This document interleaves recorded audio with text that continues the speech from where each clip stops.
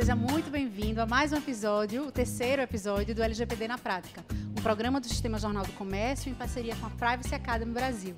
Eu sou Mariana Dantas, estou aqui ao lado de Marcílio Braz, no estúdio da TV JC, para a gente falar mais uma vez sobre a Lei Geral de Proteção de Dados. E neste episódio, fazendo jus ao nome do programa, LGPD na Prática, a gente vai falar sobre casos práticos de coleta e armazenamento de dados. Aqueles dados que a gente fornece ao preencher um formulário numa promoção, a entrar no empresarial, no hospital, na portaria, ou até mesmo no nosso currículo, quando a gente se candidata a um banco de talentos de uma determinada empresa, né? E também, neste episódio, no segundo bloco, nosso quadro E Agora?, onde Marcílio vai dar aí a segunda dica para os empresários que querem se adequar à lei. Tudo bem, Marcílio? Tudo bom, Mariana. Tudo bora. Então lá, vamos em frente nesse primeiro bloco, né? Falar sobre o armazenamento de dados, casos práticos. Mas antes eu queria que você explicasse, porque a lei faz esse tratamento entre os vamos dizer, atores, né? O que é? Titular, você já disse no episódio passado. Titular de dados somos nós. Todos nós. Né? Todos nós. Mas o que seria controlador, operador, encarregado e agentes de tratamento? Certo. Então, vamos lá. Vamos lá, mais uma rodada aqui de informação, né, para todo mundo. Vê só, Mariana. Agente de tratamento é um nome genérico que dá para quem vai efetivamente tratar os dados, né? E aí, agente de tratamento tem dois tipos. Pode ser um controlador ou pode ser um operador. Então, assim, agente de tratamento já engloba esses dois, né? O nome genérico dos dois. Então, a relação é a seguinte: você tem eu titular de dados, e estou entregando para uma empresa, para um órgão público, meus dados. Aquela empresa dali, tá? Ela pode ser uma controladora ou uma operadora. O que é que vai definir qual o papel que ela está exercendo naquele momento? A análise do fluxo de dados a partir do meu ponto de vista, do titular, certo? Então, vamos pegar uma situação aqui seguinte, vamos pegar aqui da JC, tá? Então, vamos pegar um seguinte caso. Imagine que o JC... você é funcionário, eu sou funcionário agora, virei funcionário do JC, vê que legal. Sou funcionário do JC e o JC tem um departamento de RH, certo? Eu entrego minhas informações, né, meus dados para o RH, para ele, por exemplo, para me remunerar, para poder rodar a folha de pagamento. Ok. E vamos imaginar o seguinte, que o JC ele não tenha uma área de informática preparada para rodar a folha de pagamento. Vamos imaginar que ele repasse essas informações, contrata um birô de serviços para poder rodar a folha de pagamento, certo? Nessa relação especificamente, eu sou um titular de dados, porque eu sou funcionário da JC, tá? Pela JC eu sou um titular de dados, e ele, nessa relação, é um controlador, é o controlador dos dados, e essa empresa terceira para a qual ele está passando os dados é um operador. Porque a definição da lei é a seguinte, que o controlador é quem vai determinar os meios e os fins do tratamento em si, e o operador ele só faz de acordo com o que o controlador orientar. E aí é importantíssimo fazer uma ressalva, porque isso é uma coisa que é um problema que eu digo que é até endêmico. Eu já reparei isso nas aulas que eu dou nos cursos da Privacy Academy. Isso aí eu já vi isso falado em eventos públicos, né? Já vi escrito, que é pior, porque a palavra escrita você lê, você pressupõe credibilidade naquilo que está escrito, né? Porque a lei, infelizmente, como a gente não tem uma cultura, né, está começando a se envolver agora nessa área, a gente tem uma tendência, né, as pessoas têm uma tendência de ler a lei e dizer assim, não, o controlador é quem manda, o operador é quem obedece, é quem faz. Se você der uma leitura bem rápida da lei, realmente é isso aí. O controlador ele determina e o operador executa a partir da orientação do controlador. Porém, as pessoas confundem isso com relação hierárquica, ou seja, para algumas pessoas, e aí eu estou falando de, pelo menos na estatística que eu faço dentro da Privacy Academy, já vão aí, eu acho que 40% dos alunos chegam com esse entendimento completamente distorcido. Nesse exemplo que eu dei para você, eu, funcionário do JC, a menina do RH, tá, seria a operadora e o diretor de RH seria o controlador. Isso não existe. Isso não existe. Eles fazem parte de um controlador. O controlador é o JC, para o qual, naquele fluxo específico, eu sou o titular de dados e ele é controlador nessa relação. Então, assim, não importa se tem uma pessoa lá dentro pegando aquilo dali. Não interessa. Eu trabalho com uma pessoa jurídica. Então, as pessoas, às vezes, confundem essa relação do controlador manda, operador obedece, com relação hierárquica. Não tem nada a ver. E você deu um exemplo, no caso, da folha de pagamento vai rodar para uma outra empresa. Isso. Que seria o operador. Exato. A responsabilidade sobre esses dados, caso eles vazem, por exemplo? É só do controlador? Não. É do controlador e do operador? Quem responde por isso? Vamos lá. O controlador, veja só, no momento que eu estou repassando meus dados, né, para você, controlador, a responsabilidade, em princípio, é toda sua. Porque o controlador, ele pode tanto que ele pode até repassar para um terceiro. Ele não precisa de um terceiro, ele pode resolver tudo dentro de casa. Vamos imaginar que naquele caso que eu falei agora, que o JC tivesse uma estrutura interna de TI que rodasse folha de pagamento. Não precisava passar para um terceiro. Então ela é um controlador que ela consegue fazer tudo. Só que, por necessidade ou por escolha, ele decide passar isso para um terceiro. Então, assim, essa responsabilidade é direta do controlador. Agora, no momento que ele passa isso para um operador, tá? Via contrato, e aí um ponto também importante, não é somente um contrato de prestação de serviços. O contrato de prestação de serviços ele vai regular essa transação, né, comercial entre as duas empresas, mas você tem que ter um contrato específico, ou, no caso, um aditamento ao contrato, né, um enxerto no contrato, né, atual, onde você estabelece lá cláusulas que vão tratar especificamente com relação a tratamento de dados pessoais. E eu já vou adiantando, não são 2, 3 cláusulas.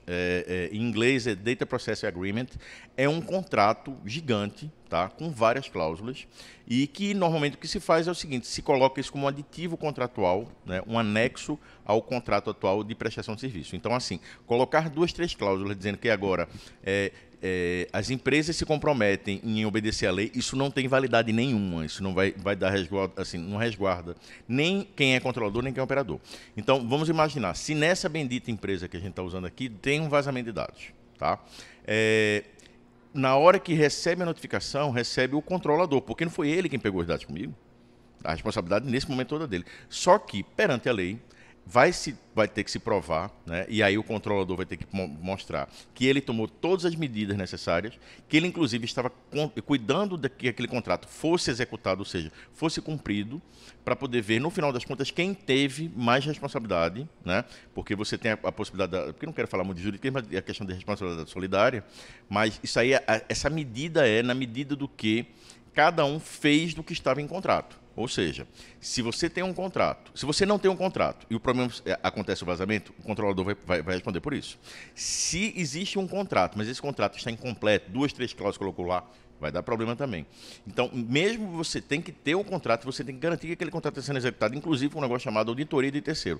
Mas mais para frente vai falar um pouco mais sobre isso. Para a proteção, então, do controlador e do operador, é bom que seja, no caso, que tenha esse contrato, né, com todas essas cláusulas. Ele é indispensável. Ele é indispensável. Se você não tiver esse contrato perante a lei, tá? Se você só tiver um simples contrato de prestação de serviço entre as duas partes, né? E você não tiver esse contrato especificamente, é como se você estivesse passando os dados sem nenhuma legitimidade. Entendi. Agora que a gente já sabe que é controlador, operador... E aí faltou mais uma figura, faltou o encarregado. Verdade, o encarregado. O encarregado, que a gente vai falar um pouquinho dele hoje, quando chegar na parte lá das dicas lá. O encarregado, a lei, ela determina que deve haver uma pessoa dentro das empresas, certo? Responsável por fazer.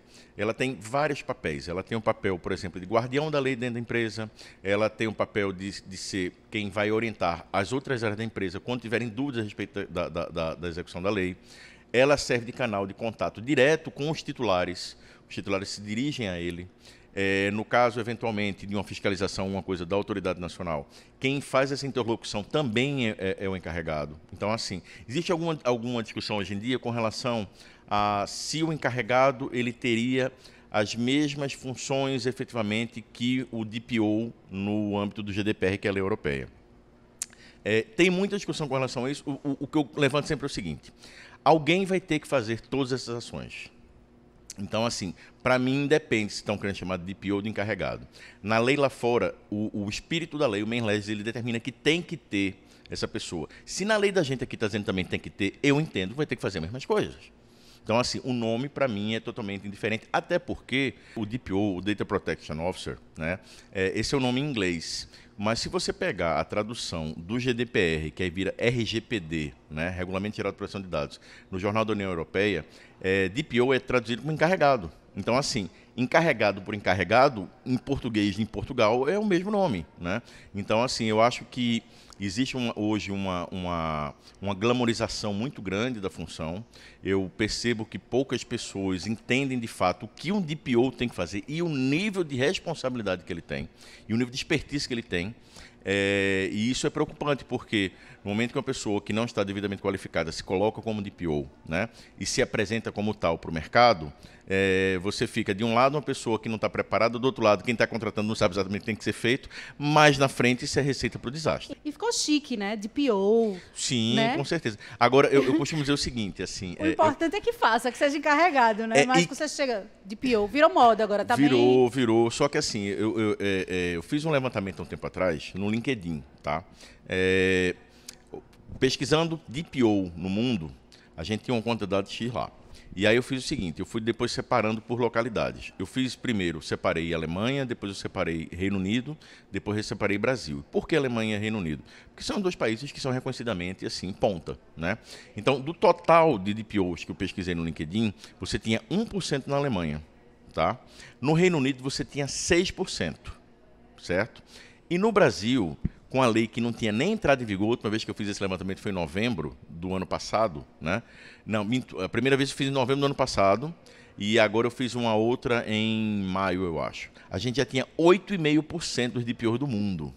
Ou seja, a gente tem mais DPOs hoje no LinkedIn, né, do que Reino Unido e Alemanha somados, que já têm leis e trabalham com essa área há décadas. Eu já sei, Marcílio, os coaches estão migrando. A gente tá, eu acho, é a nova onda. Olha, já teve aquela coisa, aconteceu isso também com o pessoal do compliance. O pessoal do compliance também, então, assim, Marcílio, relaxa, porque em compliance foi a mesma coisa. Todo mundo agora fazia compliance e tal. Então, coach é a mesma coisa. Então, assim, tem uns coaches sérios agora de PO, entendeu? Então, assim, do mesmo jeito que coach, que o pessoal de compliance, DPO também é uma coisa muito séria e de muita responsabilidade. E eu arrisco dizer o seguinte, sem medo de errar, tá?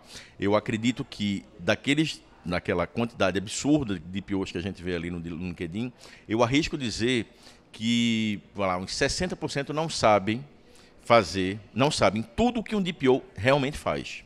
E desses, né, 40 que sobram, eu acredito que metade não deva saber efetivamente fazer. Eu digo isso pelo seguinte, Mariana, eu criei o primeiro curso de implementação do país em dezembro de 2018, tá? Até hoje, eu tenho, em todos os meus alunos, já vão em mais de 600, não teve um até hoje que tenha dito assim, eu já sabia tudo isso aqui que você está mostrando. Não, ao contrário. A reação normalmente é, meu Deus, é isso tudo? Pois é. Né? Então, assim, é muito perigoso as pessoas estarem ainda nessa onda, porque eu quero ser DPO, eu quero ser DPO. É possível? Claro que é. Se não fosse impossível, eu não estava ensinando. Né?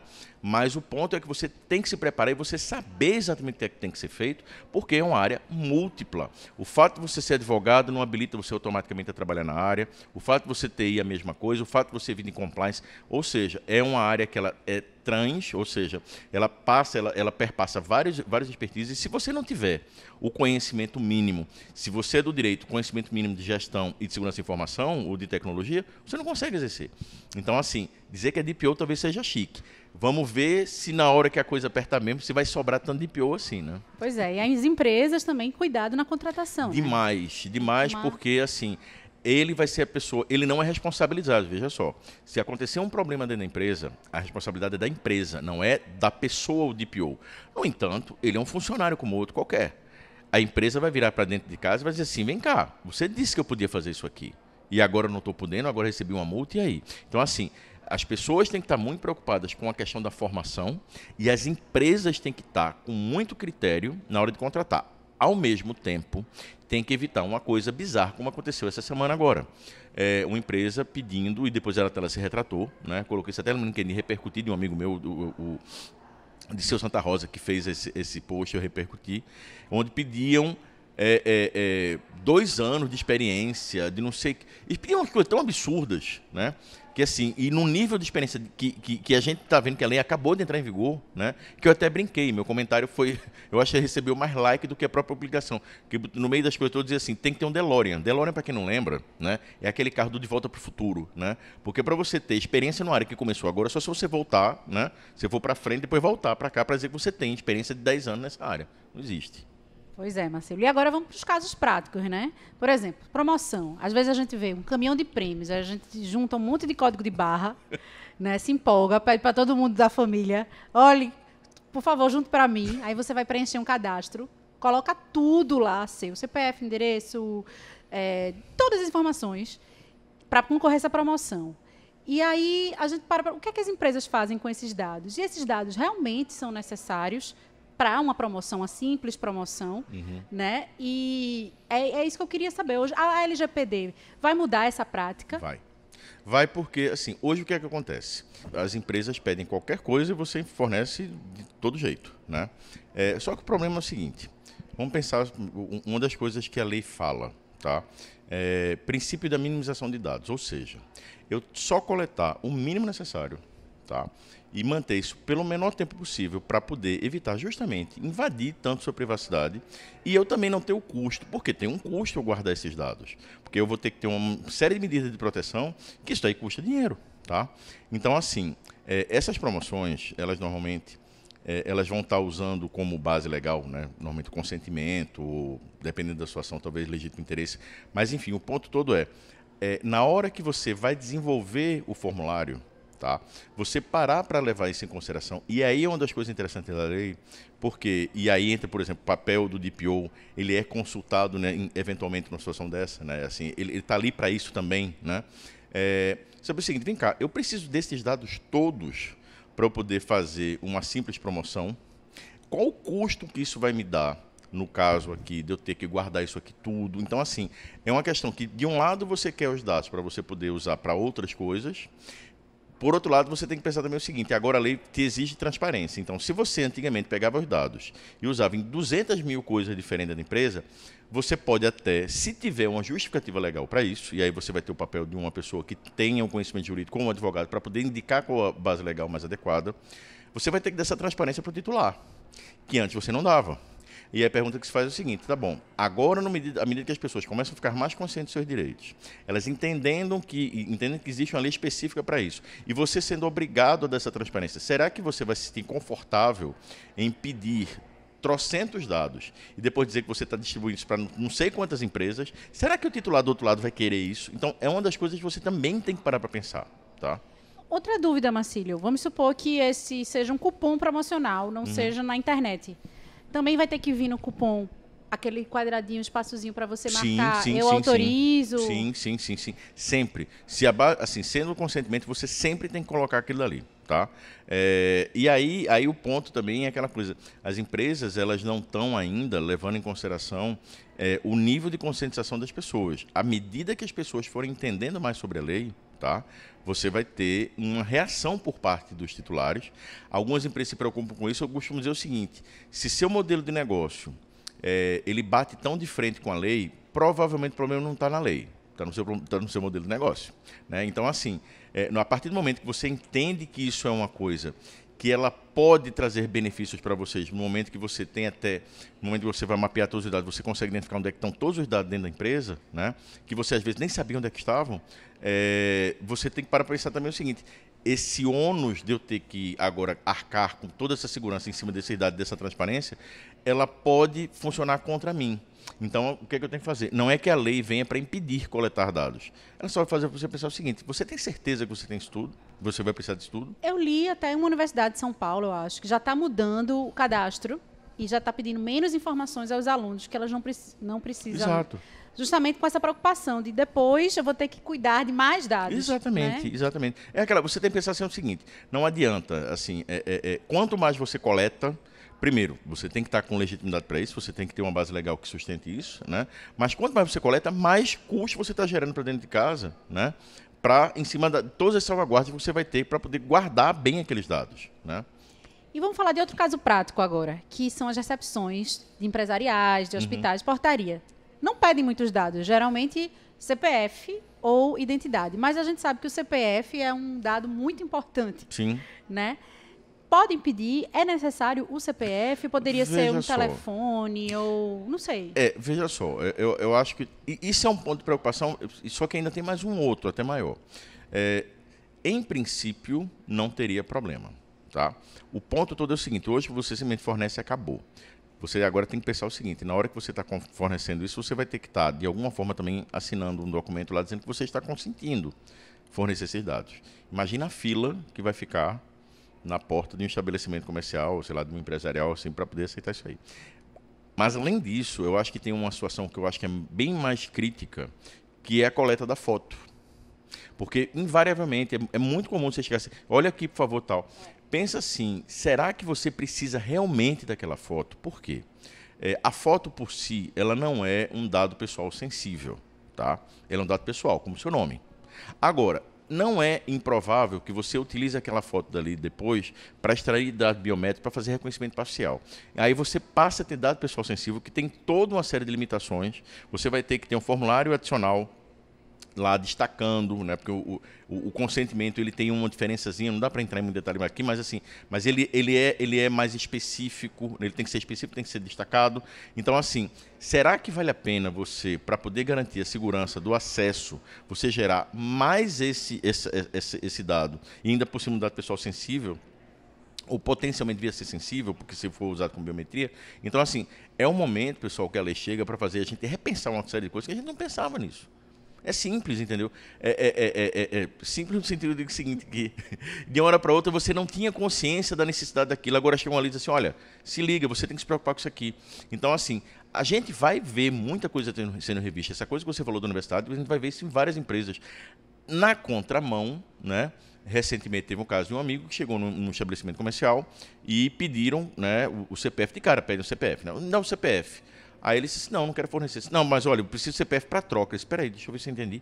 Para trocar um produto, você precisa do meu CPF? Isso acontece muito nas lojas. Né? Muito. Aí eu disse assim, não, o recibo, a nota fiscal, né?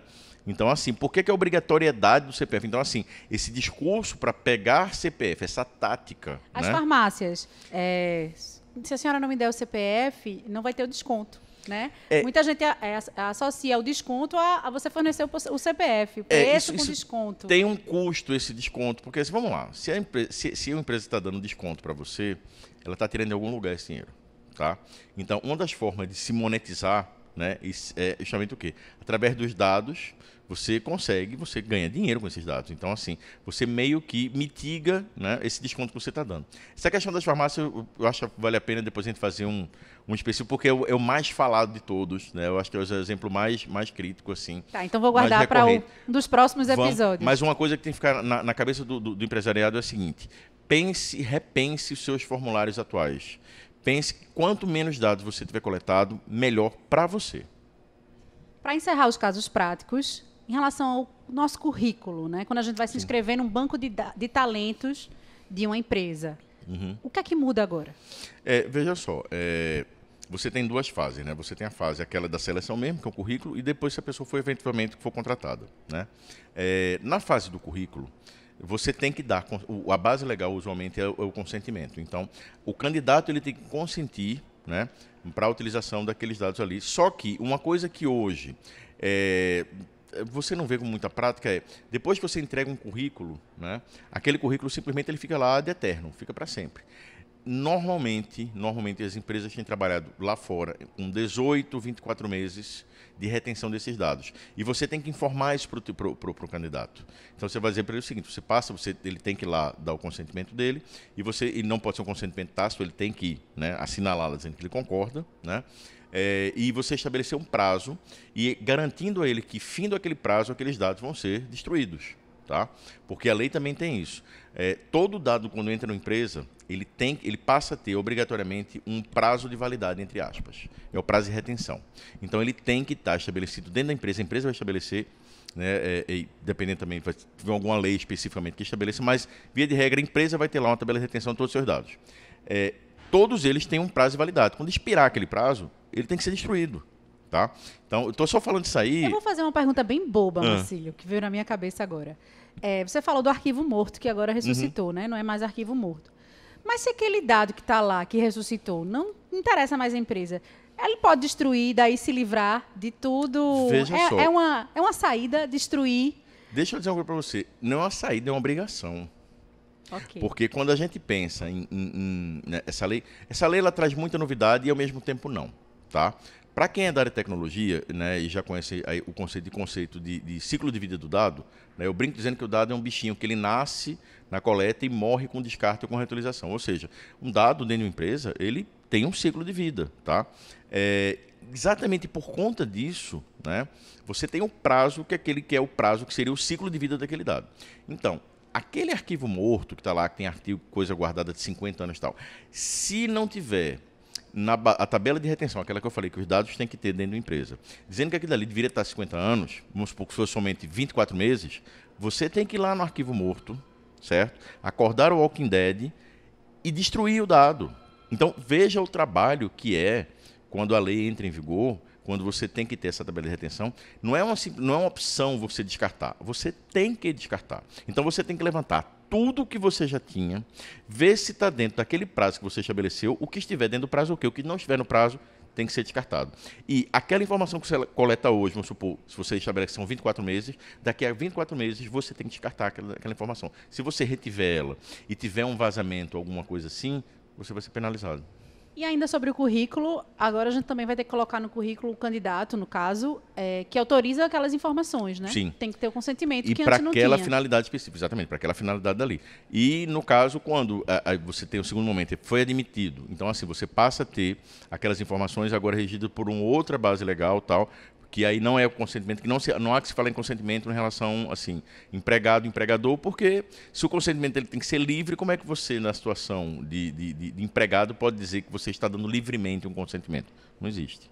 E para encerrar a questão do currículo, Marcílio, enquanto a gente é candidato, a gente autoriza o uso dos nossos dados, mas se a gente passar no caso o candidato seja aprovado pela empresa e seja contratado, aí, para as informações para criar o contrato empregatício, não vai precisar de autorização, né? Não, aí muda a base legal, né? E aí a gente passa para um outro momento, que é o momento da contratação mesmo, que aí a base legal vai ser o contrato de trabalho, né? Mas passa a ser a obrigação contratual e colaboratória. Que a LGPD protege a empresa de ter todas, social, todos Sim, para tudo.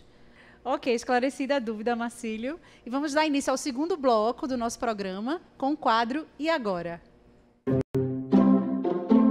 E agora? E agora, Marcílio? Nesse terceiro episódio, você vai dar a segunda dica, né?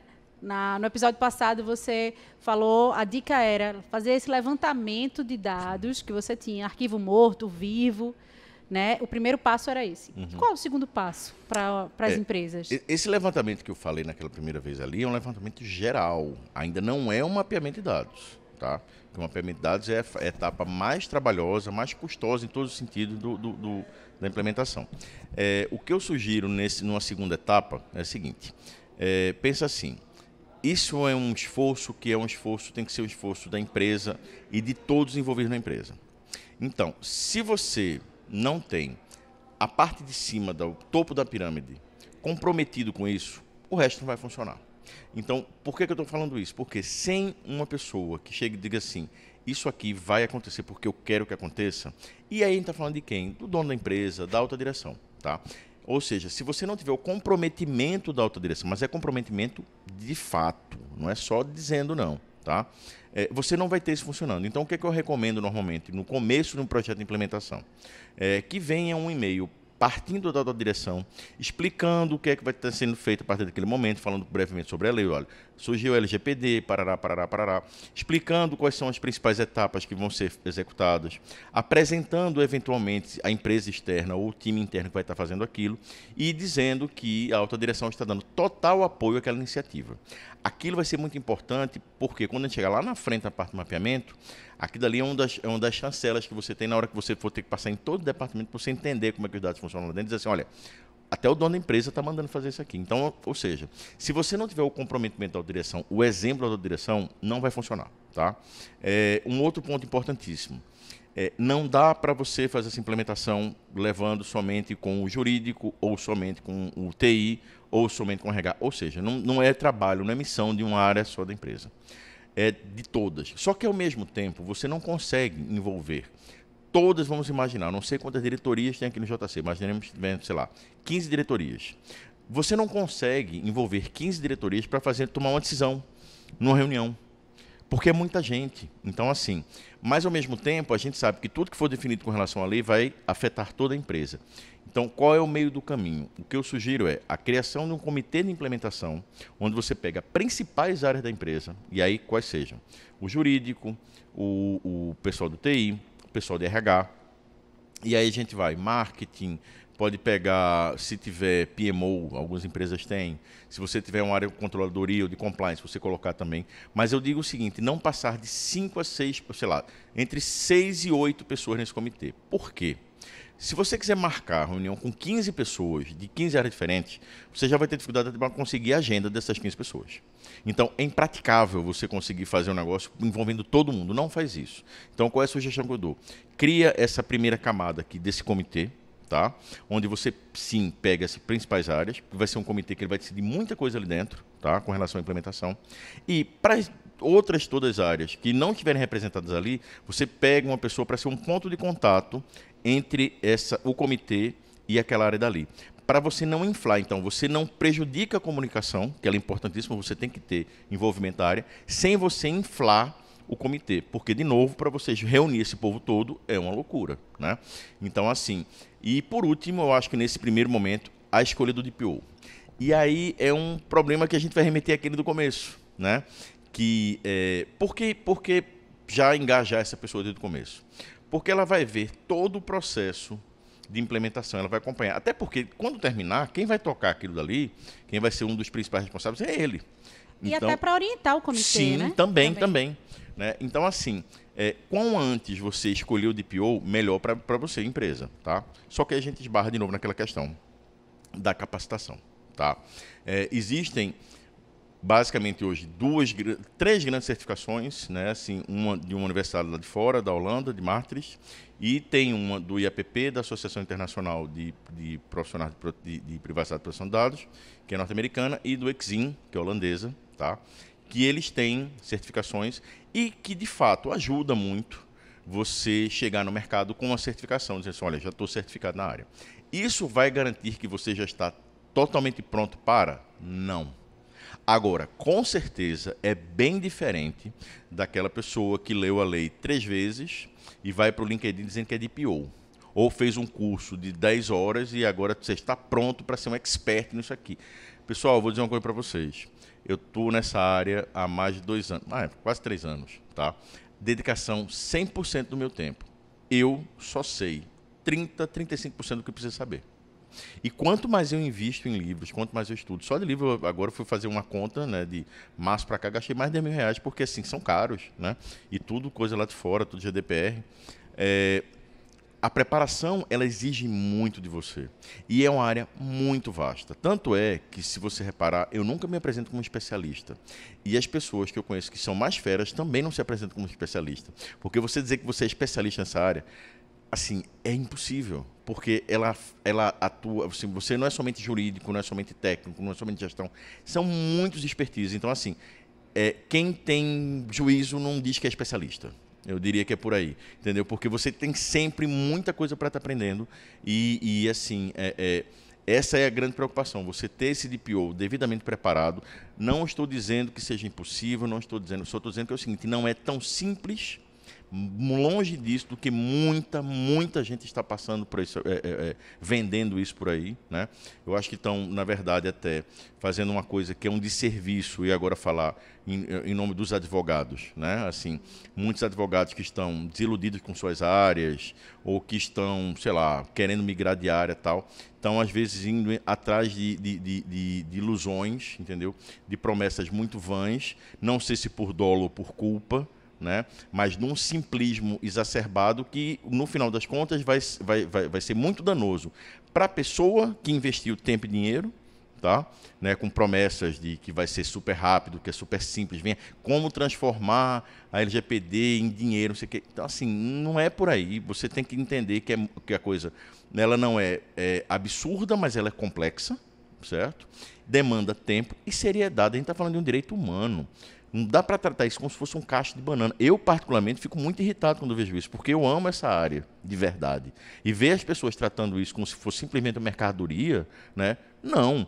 E, para completar a coisa, essa pessoa, esse DPO, que é interessante que ele seja engajado desde o começo, se ele não tiver o conhecimento correto, ele pode e vai levar a empresa para um caminho equivocado. E lá na frente a empresa vai se prejudicar. Então, é prejuízo para os dois lados. Então, assim, cuidar muito bem da sua qualificação.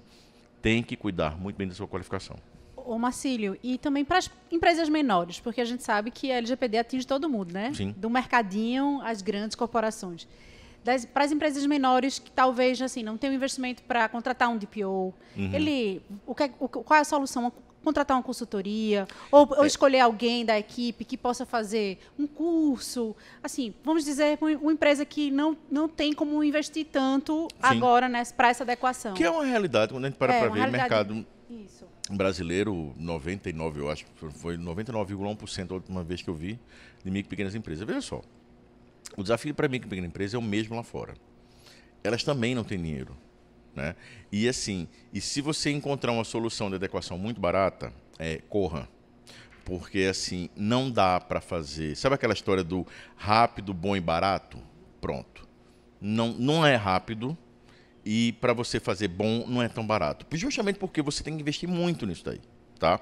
Então, acaba que você tem uma situação onde, de um lado, você tem uma economia baseada em microempresas, em médias, micros e pequenas empresas, né? E do outro lado você vem uma área que ela acaba sendo cara, né? Por conta da qualificação. O meio termo, especificamente para a questão do DPO, do encarregado, é uma coisa que você tem lá fora e que já está começando a acontecer aqui no Brasil, que é o DPO as a Service, ou seja, você contrata uma empresa e ela tem lá um DPO, né? Ela tem lá um cast lá com 10 pessoas trabalhando como DPO, que cada um atende 10 empresas, tá? E a lei possibilita você contratar. O DPO não tem que ser necessariamente uma pessoa física, pode ser uma pessoa jurídica. Então você contrata esse serviço de DPO, né? Que na verdade é a grande solução para micro e pequenas empresas. Senão, é difícil você imaginar uma empresa que tem 2 pessoas, uma vai ser DPO e ainda vai ter que fazer a formação. Então, assim, é irreal. Então, realmente, eu acho que o caminho para micro e pequenas empresas seria essa questão do DPO as a Service, do você contratar o serviço DPO dessas empresas que estão se colocando agora, oferecendo esse serviço. Muito embora também seja importante você entender e ver se aquela empresa, se ela está com gente qualificada para fazer esse serviço. Senão você vai cair no mesmo problema aquele que eu falei agora há pouco do DPO mal qualificado. Entendi. Então tá aí, fica aí a dica, né? No nosso quadro E Agora. E chegamos ao final do nosso terceiro episódio. Obrigada, Marcílio. Obrigada a você que nos acompanhou até aqui, né? Se você quiser mandar perguntas, sugestões pra gente discutir aqui no programa, o nosso e-mail é lgpdnapratica@radiojornal.com.br. Lembrando que você pode ouvir esse podcast no site da Rádio Jornal, www.radiojornal.com.br, no app da Rádio Jornal, nos principais aplicativos de podcast e também agora você pode assistir, né? Desde o episódio passado, o segundo episódio, esse também, nos canais do YouTube da TV JC e da Rádio Jornal. E até o próximo encontro daqui a 15 dias, Marcílio. Até. Obrigado a todo mundo pela audiência e vamos continuar aqui tirando as dúvidas sobre a lei. Simbora. Até breve, pessoal.